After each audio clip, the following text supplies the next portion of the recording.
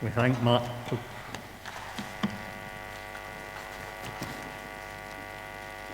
Thank you, Mike, for that reading. You will have noticed that Shirley wasn't reading there. We understand that she has gone south for a family illness, so we'll remember her in our prayers later on. Chris, over to you.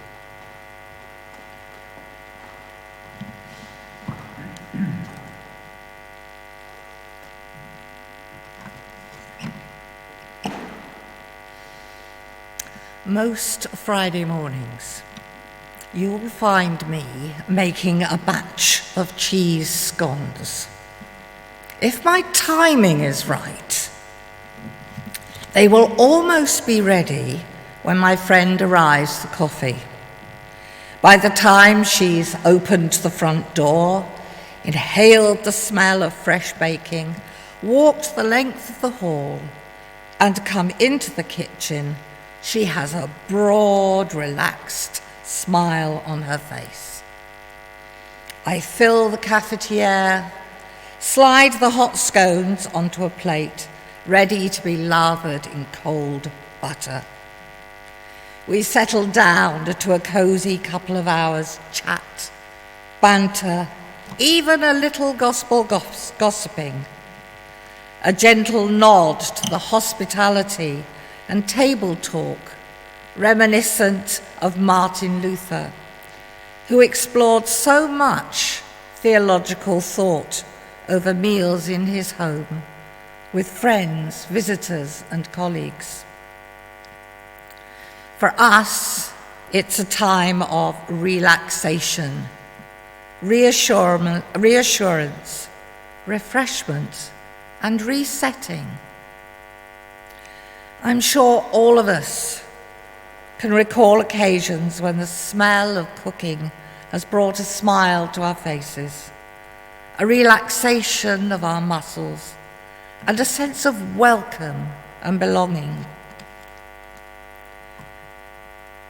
Can't you just imagine how Simon Peter, Nathaniel, Zebedee's boys, and the other two lads felt that dull dawn chill?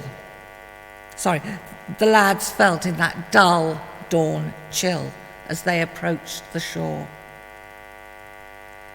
They'd had a rough time of late, having been all fired up by the man they believed was their Lord, the Messiah, commissioned to spread his good news, his love, and the promise of eternal salvation. They were all set to go, and then he was mercilessly killed by the authorities.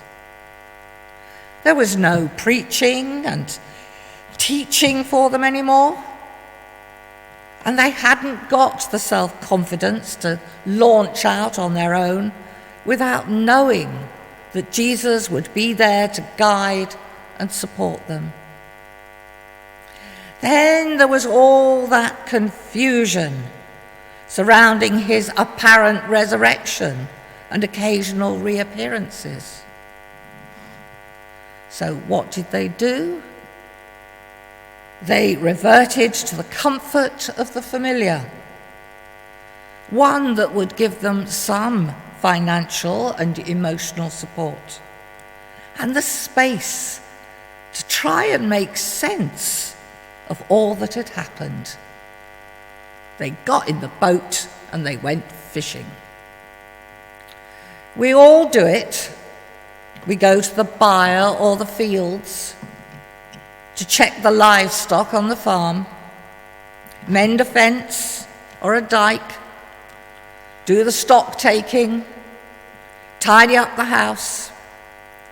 And whereas that might do the trick, it didn't work on this occasion.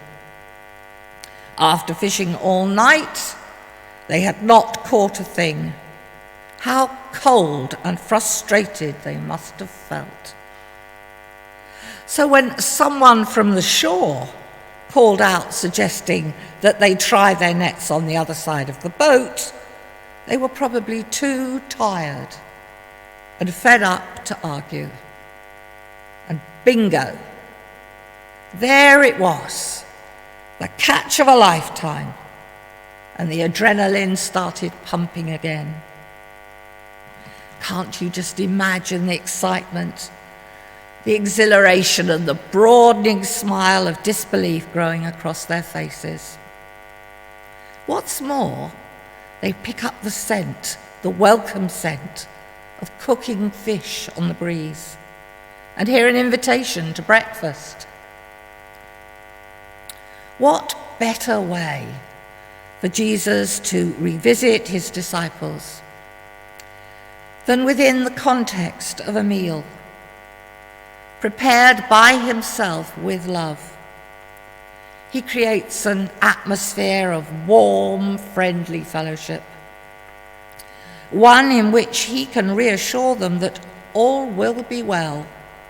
He's got their backs and he's holding them fast. He demonstrates his love for these weary fishermen, come disciples, come fishermen, by making sure they have food in their stomachs after a long, cold night. He has built a fire and fanned it to just the right heat to cook the fish in time for them coming ashore. I'm reminded of my granny having the dinner ready as my granddad came home after his shift on the railway, or the smell of bread being toasted on an open fire when I came in from school. Cooking for each other is not only a means of ensuring sustenance, but one of love and servanthood in respect of those we care for, or simply those we meet along life's path with whom we want to share food and friendship. How many times have we in our churches seen the hospitality team creeping out during the last hymn to put the kettles on, lay out the cups and fill the plates with home bakes? Acts of love and friendship for those we know and those we have yet to meet and welcome. How many community meals have we shared